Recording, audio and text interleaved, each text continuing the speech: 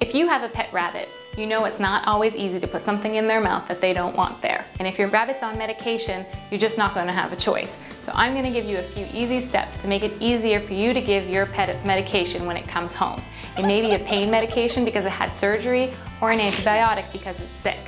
Either way, you want to make sure that you measure the correct amount first.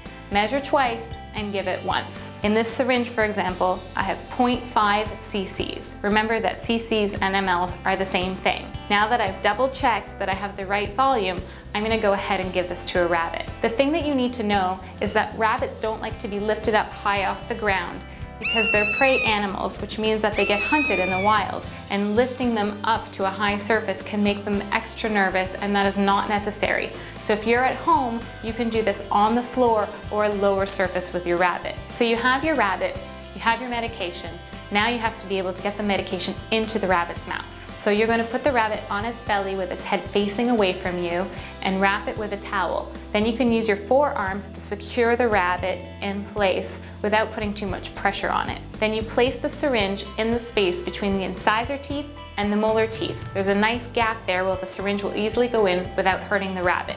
Once it's there, you push the plunger on the syringe until everything goes in. Most veterinarians who work with rabbits know to make the medicine a nice sweet taste so that the rabbit won't refuse it or spit it out. And once the rabbit learns what the medicine tastes like, sometimes they even ask for it again. If that's not the case, every single time you medicate the rabbit, you're going to take the same precautions. Make sure you've measured the correct amount, keep the rabbit low to the ground, head facing away with the rabbit on its belly, and gently place it between the incisors and the molars and push the medicine in.